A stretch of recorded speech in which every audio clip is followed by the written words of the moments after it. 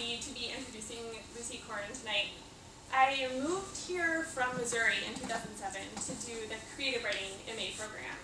And so one of the things that you're probably supposed to do when you apply to all these programs is research the faculty and kind of figure out what would be a good fit. But I basically just applied to West Coast schools because I wanted to get out of the middle of the country and be on the coast, and that was my high priority. So I feel really lucky that I found Lucy and discovered her work. I think for writers there are certain books and certain other writers that you come across that sort of stick with you and act as guideposts to either the kind of writer you want to be or the kind of reader you want to be. And Lucy is definitely one of those people for me. And I apologize, Lucy, I didn't write my own long sentence about your book, but I stole one that I really liked, actually from an interview that Lucy did recently with Tin House. And so Sarah Jaffe, the interviewer, described her experience of reading Lucy's book, which is 100 Apocalypses and Other Apocalypses. And this is what she says. What feels magical, intellectual, and utterly convincing about this book is the idea of apocalypse not as content, but as container. The container is apocalypse as mode of thinking and writing, as wildly generative paradox. The end of everything means both that nothing is left and anything is possible. So I hope that you'll sort of get a little bit of that experience tonight. And I'm especially excited for those of you who are discovering Lucy's work for the first time tonight in such a great venue and read by such a great actress. So this book is, this is a book of stories. It's called 100 Apocalypses and Other Apocalypses, and it really doesn't have that many apocalypses in it. And so it has 4 pieces. The first one is like a 10-page story that's divided in 2 and told twice in a way that's supposed to refract off each other. And then the second piece is a story that's sort of as long as you get to be and still be called a story. It's on the edge of a novella. And then the third story is just story. It's outside, it's just people, there's a girl and a boy, maybe, will they, won't they, the end, right? And then the last one is 100 tiny stories, and they're patterned fastidiously. And one of the things about that was so intense and exciting about writing this book and bizarre is that I started playing, is that you have 100, I wrote probably 200 of these tiny little pieces, and then slowly started thinking maybe they're a book. How you then take things that weren't written to go one after another and put them one after another. And once you start trying to organize them, you start feeling all of the different possibilities that a piece has depending on what it's placed next to in a whole different way. So I mention that because this event is in that spirit. One of the things I would do when I sent these things out to magazines is that I would send an editor 20 of them, and I would say, just tell me if you like any of them. If you like 1, great. If you like 6, great. And I'll put them in an order and see if that makes some sort of larger meaning come out of it. And sometimes I would revise them in relation to push them towards each other a little bit.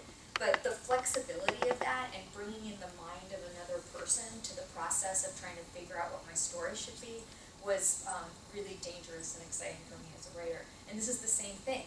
So I didn't select the pieces that are going to be read tonight. I don't know which ones they are, And I think that what they did is that Naomi and Elise and maybe Jerry up too, picked some and then handed them to another artist, right? This actress, who then decided what she wanted to do with them. And so that's the sort of collaborative spirit that I wrote the book in, but it's just on a whole other level now. So I'm very excited to see what you do. Thanks a lot. Thank you. 100 Apocalypses and Other Apocalypses by Lucy Corin. July 4th. Got there and the ground was covered with bodies. Lay down with everyone and looked at the sky, bracing for the explosions.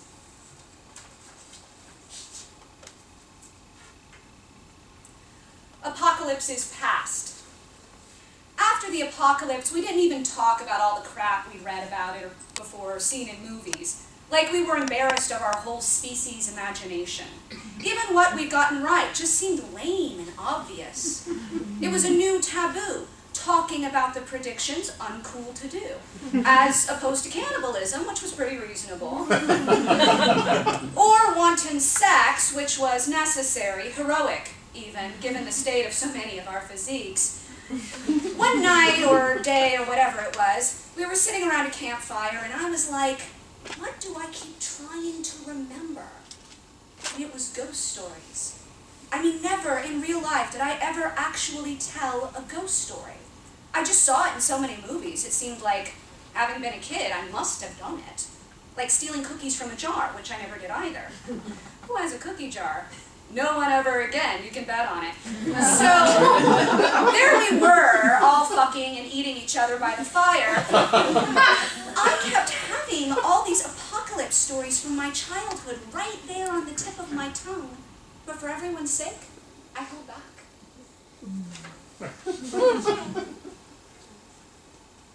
Miracles.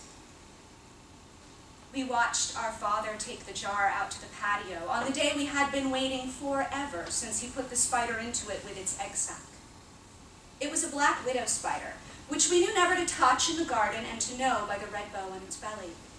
We'd been living in the country since our stark, raving, mad mother started calling the apartment from her orbit. Our father lay down near the jar on his side. He was always showing us stuff around the farm. He was growing a beard, always tired and patient. There was a barn with a horse in it we were taking care of. He said a lot about learning to take care of others as a part of growing up, and we watched him with eyes too big for our heads. We gathered around the jar and put our noses to it in turn, looking for the movement he said to look for in the egg sac, how you would see it was timed by shadows crossing. We were getting a little bored when the babies started to come out, just like he said. They were smaller than anything, and the big mother spider, you couldn't tell if she was paying attention. The babies were spreading out over the inside of the jar, the miracle of life. They were making their ways to the air holes punched in the lid. Our father just watched and commented for our benefit. He put a stick to an air hole and we watched babies crawl up it, spiders crawl their whole lives. We watched, but some of our attention wandered. We were new to the countryside, new life surrounding us. I remember a lot of things from that place besides this. After the apocalypse, a brother of mine said, "Do you remember if you were nervous with all those poison spiders radiating from the jar? Do you remember that we didn't have any insect spray because we just moved out there, but he had a can of hairspray and that's what he sprayed on them just as they were getting away? Why did we have hairspray? Was it hers?"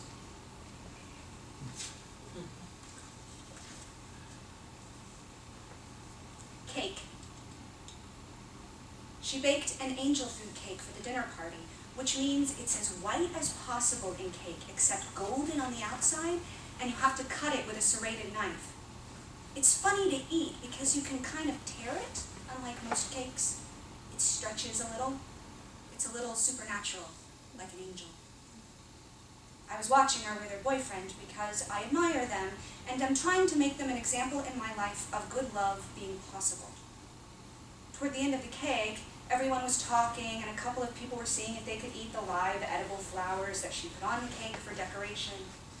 The fairy cake. She told a story about making the cake. There wasn't a lot left. Everyone was eating the ends of their pieces in different ways, and because of the stretchy texture, there were more methods than usual, and no crumbs at all. Really funny cake. I tried to imagine making the cake, same as I often tried to imagine love. I would never make a cake. So it's down to, say, less than a quarter of the cake, and the boyfriend reaches across the table. It's a big table that no one else would be able to reach across. He just has really long arms. And he takes the serrated knife, but when he cuts at the cake, he doesn't do the sawing action, he just presses down, which defeats the point of a serrated knife. The cake squishes as he cuts it in half. It was only a piece of itself already, clinging to its imaginary axis, and now it's not even a wedge. It's pushed down like you can push down the nose on your face. And then he takes his piece with his hands, and I watch the last piece of cake to see if it'll spring back up, but it doesn't. It's just squished on one side like someone stepped on it. But here's what I don't understand, is how all through it, she's just chatting with the dinner guests, and it's like he's done nothing at all. She's not looking at him like, you squished the cake! And she's not looking at him like, he loves the cake so much he couldn't help himself. And he doesn't seem to be thinking, only I can squish the cake! Or is he? I never know how to read people. But here's what else.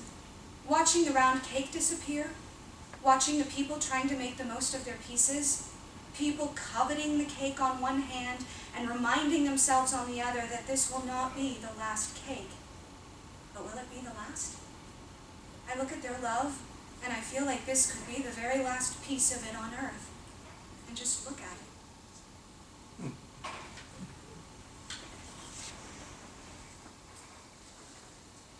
The cycle of life. She really needed some time off work, so she took maternity leave, but the baby was so much work, it was like she wasn't getting any time off at all. So she killed the baby. Hold on. And that gave her time off for grieving, a whole other hell of work, plus the guilt. And by the time she started to recover, she had to go back to work. But pretty soon the future seemed so stupid, she started wanting a baby again. When she looked into her options, one that apparently a zillion people had chosen and she hadn't even known about was a move to the trash heaps of Navarro. That put things in perspective. No, she thought, my options are way more limited than that, thank the good Lord above. She felt her back against the warm wall of her office. She felt her cells battling it out below deck. She ate a stale pastry. She had one more idea.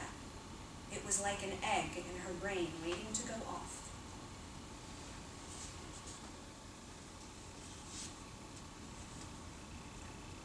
Body.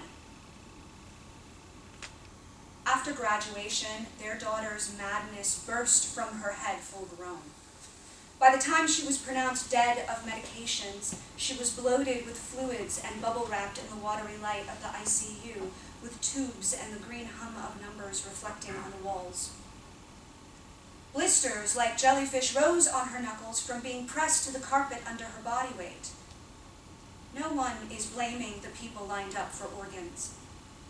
The mother and the father stood over her in every way you can think of. The father put ointment on her eyes and closed the lids. Next is a line about the father that I can't write. Next is a line about the mother. Next is a line about there and not there. Then, on the morning of the fourth day, their daughter woke up. She made noise through her tube. She said, I drowned? She pointed out some hallucinations. When she saw her fingers down the blanket, she guessed carrots. The carrots were down at the edge of her body, over near her parents as part of the skyline, pointing at any number of endings.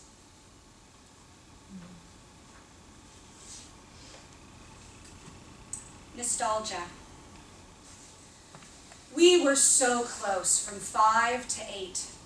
We had one last fight and I hung up knowing it was the end, feeling bittersweet for what I would later know was the first time, remembering how future nostalgia thickened the hallway surrounding the telephone, all the familiar furniture taking one step from the walls into the carpet, as if I could see each piece through the plaster. Soon we moved away, and then at 20 I made a detour back through town. In the fields, kids I'd been 5 with were coaches. I ate a nostalgic pastrami sandwich. I drove by her house, and there she was, like magic, mowing her parents' lawn. In the kitchen, we drank tea out of a brown pot I hadn't known I'd forgotten, and the squeak when I pulled in my chair felt so familiar it was like nothing I'd felt before. When we were kids, she'd been very nearly blind, with big glasses and googly eyes. Now she was hot. I said, "Where's your glasses?" She said she only pretended to wear contacts in high school and taught herself to see. Later, I asked this current blind friend of mine about that, and she said it sounded like bullshit. She said I only believed her because I thought she was so hot. She said I was full of shit, verging on fetishistic. After the apocalypse, I was wandering around thinking about real magic. Leaves of newspapers still cartwheeled along the streets sometimes, but I'd stopped reading them. I'd given in to the process of forgetting, of letting the past go, of letting it rise from the depths of reflective surfaces on its own. All of this as if the world eradicated had a will. Back with the teapot, I'd looked into her eyes and known she'd told the truth. But now I think the eyes aren't the windows to anything. Instead, I hold on to the idea that the past is the past, for some reason.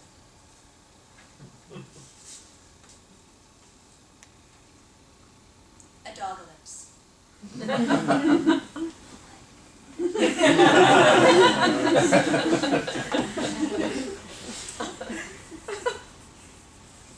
After the apocalypse, she missed her dog. One thing she thought about the apocalypse was you're supposed to have a dog. She'd take a zombie dog, if only so she'd get to kill it cathartically and as a symbol of all she'd lost, including her real dog who died a week before the apocalypse in the backseat of her car while they were driving to the vet. She heard his organs contract and then release forever. She heard his death rattle, the only one she'd ever heard, then and now. Because the apocalypse was a loud one, and you'd think you'd hear death rattles like echoes for days, but the boom lasted long enough that when it stopped, all she heard was the memory of her own dog's natural death. She wasn't able to pull over. It was night, the road was twisty, and she was not letting herself believe this was it. She'd kept driving, telling him it was okay. Okay, baby. Good boy. It's gonna be okay. Now she knew from experience, because here on the other side of the apocalypse, she was supposedly okay too.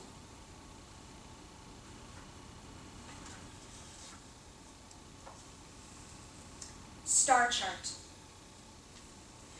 We took a day trip to San Francisco, and I wanted dim sum, which I've never gotten to eat, but my uncle basically ordered only shrimp and one pork thing, and the pork thing was so divine.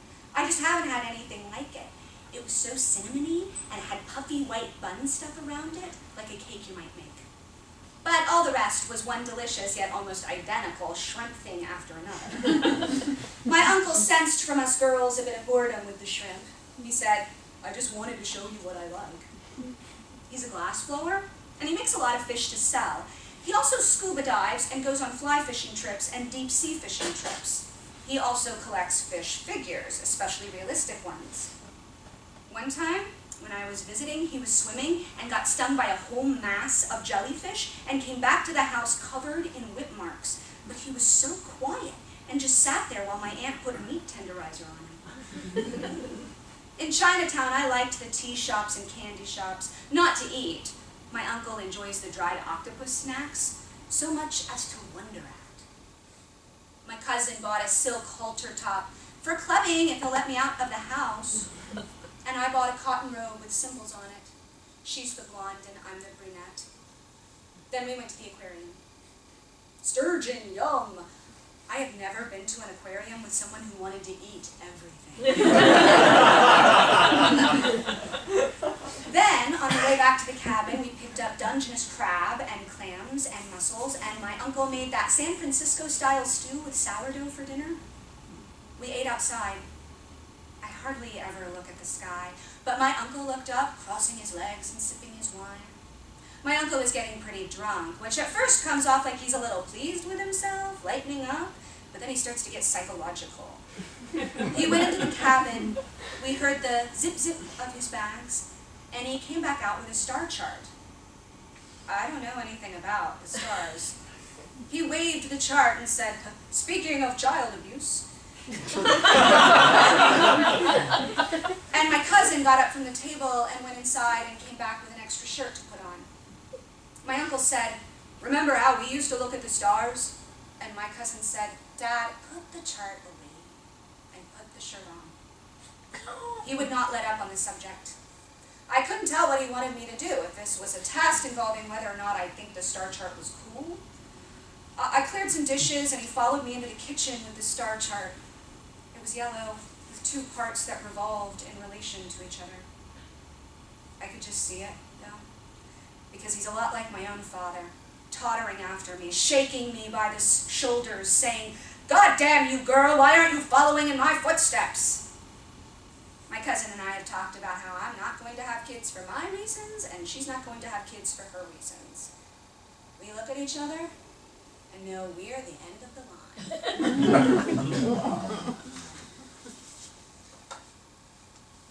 Bathing. One thing about after the apocalypse is you can't get dirt on you. I mean, you can, but you better not. It stings and itches like crazy, and I don't know about you, but I can't get anything accomplished if I don't feel clean. Plus, water's a problem, even after everything. And sand. You know, I read in a book when I was a kid about how to wash by scrubbing with sand, but now that's even worse. What would you expect? It's just another kind of dirt. Everything makes for one rash or another. Some with welts, some with, well, stinking welts, or welts that take over your whole body, or welts that blend in with other people's welts, or the welts on the animals and trees, or the welts on the dirt and on the water. The whole point of the apocalypse was to feel clean. What a load!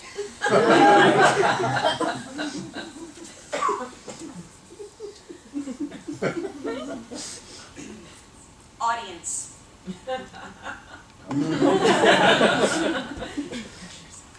I would sit in the back seat, and everything we were passing, street signs, buildings, trees, animals, I was as still as a telephone pole, and they rushed past me.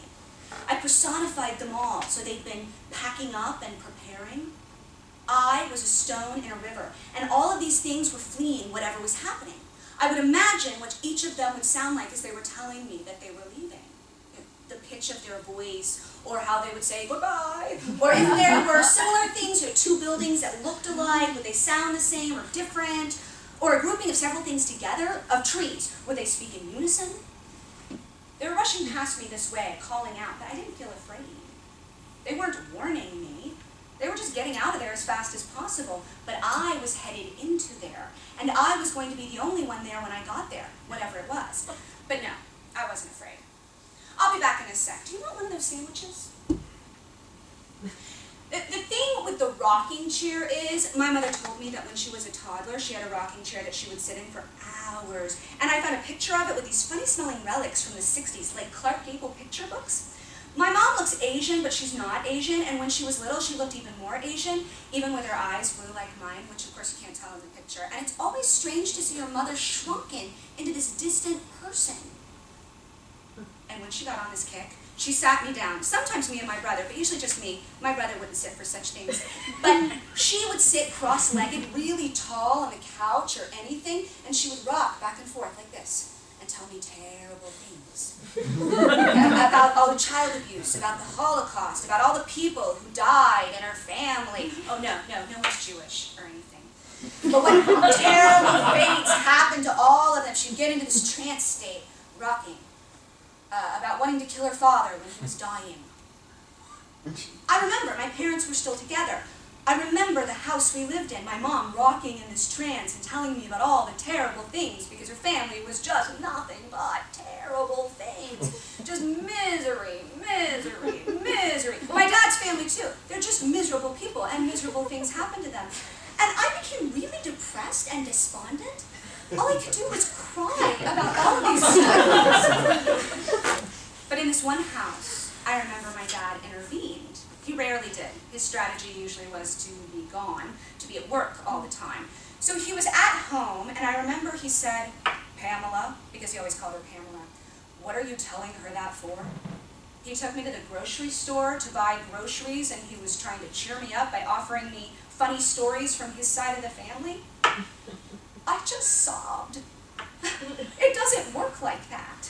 I'd make her tell me again because I was afraid I'd forget them. She handed me this thing, and I felt like I had to take care of it.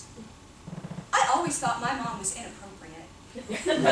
When anybody tells me something as if I am an audience, as if I am not the person I am, who they know as a person, oh, ick, there's sand in this glass. Do you want to go swimming later when it's dark? But when somebody tells me something as if I'm an audience, because I could have been anyone. Her daughter, the mailman, the dog, it was just her subjecting you to whatever. I get home, She'd get home from work, and I'd have to sit in the bathroom while she was taking a shit or something, and I'd just sit there on the bathroom floor and listen to her talk about whatever. You don't feel like an audience, right? You sure? So she was the oldest of the kids. Her dad had polio. He was in a wheelchair. Her mother went off to work, so she was left tending to all the kids and being the surrogate sex partner to her father. So my mother, didn't have a chance in the world to not be crazy. There was nothing leading up to her adult life that didn't ensure she was going to be batshit crazy, and I know that. That is a sad tale, that woman. My brother came home with a permission slip about the Holocaust, and for a while that was the show. My mother pontificating on the horrors of the Holocaust, the horrors of the world and all of history. It was a show, explaining to us that Hitler pretty much wiped out anyone who didn't have blonde hair and blue eyes, not explaining to a child about genocide. And I can remember it, sitting in the family room, and she's rocking back and forth, and my only way of wrapping my head around that and putting myself in relationship to it was saying, I'm so glad we have blue eyes. How can I feel safe? Oh, I have blue eyes. And then she went back to the Holocaust. She just walked out of such garbage, and then tried to make a life out of it. I have an amazing memory, but I can't even remember what state she lives in now. Oh, wow. Do you see that? That thing? What is it, a tornado over the water? That's pretty.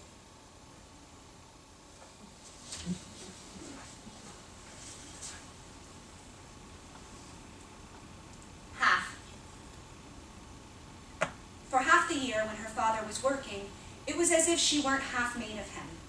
But during the summer, he worked on the car in the garage, and she'd play near his feet with bolts, stubby screwdrivers, the ratchet and its sockets, and the wrench that looked like a dinosaur.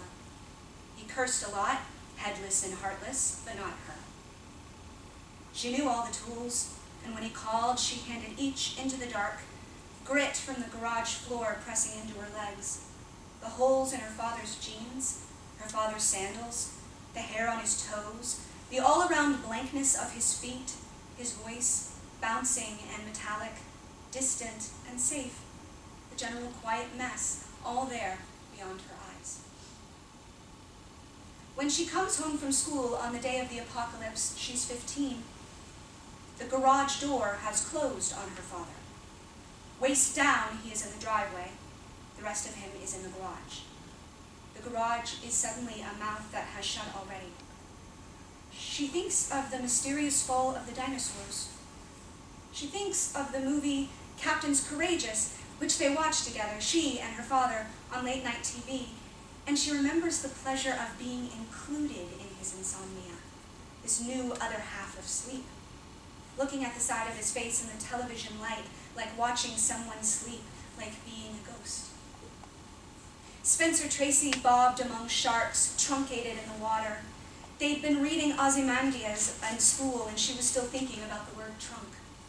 They'd been talking about Persephone, the pomegranate, and the two ways people tended to pronounce her name. In grammar, they were going back to tenses because nobody seemed to get it after all. "You're slipping," said the teacher. Her father lay far away in a new way. Something about viewpoint, something about organizing principles, something about presence, absence, something.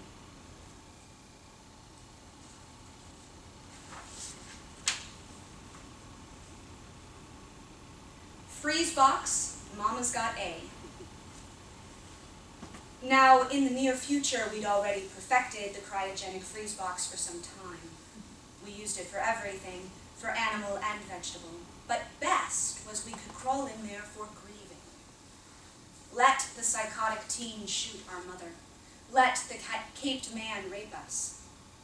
We crawled into our machine to work through it all in distant dreams.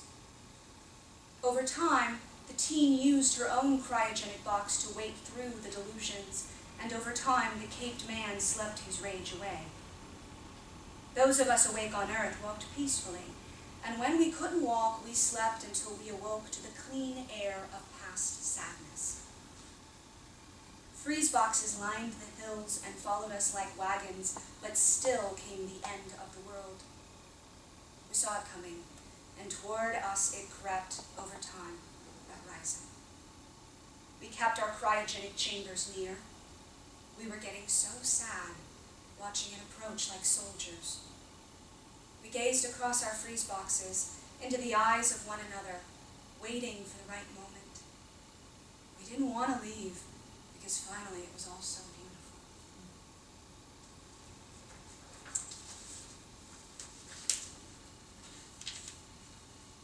Crowd.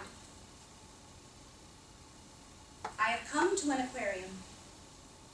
Here is a plexiglass column of water and silver fish. Each fish is like 2 fingers from my hand. The silver fish swim clockwise. They swim in a mass, the way little fish swim, in a cloud given form by the columnar tank. I can see this in the home of a bazillionaire, among white sofas and a mishmash of Italian art. The bazillionaire likes how many fish there are in there, how they move like a machine, especially because of his appreciation for large amounts in small places. He can see that they are the axis of the planet, that they are turning the planet from their tank. The fish keep a constant speed. That means the fish on the outside swim more slowly than the fish at the center. It's that mathematical. Occasionally, a fish will turn backward and push against the silver current for a stroke or 2 and then flip back. It will make a rush from inside to outside or back again. Occasionally, a fish will unhinge its jaw for a beat, as if to let the quiet water they are all rushing through wash its insides out. Together, the fish beat a rhythm of moving forward, a counter rhythm of a series of singing movements across the tank, and a third rhythm of the pulsing of jaws. There were only 3 rhythms visible, and still they are incomprehensible. The fish seem delicate and hollow. Their silver skin is bright and young, but their faces and bones make them ancient. This is why I feel so sad. All the rest of the aquarium is dark.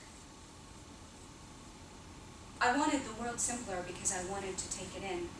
And now that almost all of it is gone, it is still too much. It's so much that soon I close my eyes, as if I can join everything else that has gone dark.